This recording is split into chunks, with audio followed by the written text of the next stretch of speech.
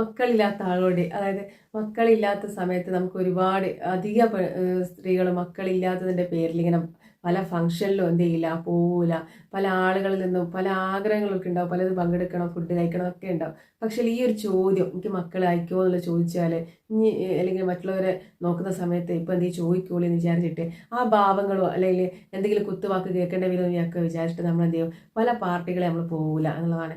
ഇതൊക്കെ നമ്മളെ മനസ്സിൽ എന്താണ്, നമുക്ക് ഭയങ്കര ആദ്യം നമ്മൾ ഇതിൻ്റെ ഏറ്റവും വലിയ പ്രശ്നം, ഇത് റിയാലിറ്റി ആണെങ്കിൽ, ഇത് സംഭവം ഉള്ളതാണെങ്കിലും നമ്മളെ മനസ്സിൽ നമുക്ക് ഇങ്ങനെ ഒരുപാട് ചോദ്യങ്ങൾ നമ്മൾക്കുള്ളിൽ തന്നെ പുറമേന്ന് ചോദിച്ച ശേഷം, പുറമേന്ന് ഒരാൾ ചോദിച്ചു കഴിഞ്ഞാൽ അങ്ങനെ 10 ചോദ്യം നമ്മൾ ഉള്ളിൽ നിന്ന് നമ്മൾ അറിയാതെ ഇങ്ങനെ ചോദിക്കുന്നുണ്ടാവും. അപ്പോൾ അങ്ങനെ നമ്മൾ പല ഫംഗ്ഷനിലും പോകില്ല. കാരണം ഈ ചോദ്യം വരും, ഇവർ അങ്ങനെ ചോദിച്ചാൽ എന്ത് പറയും, അവർ ചോദിച്ചാൽ എന്ത് പറയും, നിന്റെ കുഴപ്പമാണോ ചോദിച്ചാൽ, ഇനിയിപ്പോൾ ഡോക്ടറെ അടുത്ത് പോയി കാണിക്കുന്നില്ലേ, ചികിത്സിക്കുന്നില്ലേ, ഇങ്ങനെയുള്ള പല ചോദ്യങ്ങൾക്ക് എനിക്ക് എന്താ ഉത്തരം എന്നൊക്കെ വിചാരിച്ചാൽ നമ്മൾ പലപ്പോഴും എന്തെങ്കിലും ഫംഗ്ഷന് പോകും, ആളുകളിൽ നിന്ന് മാറി നിൽക്കും അല്ലേ.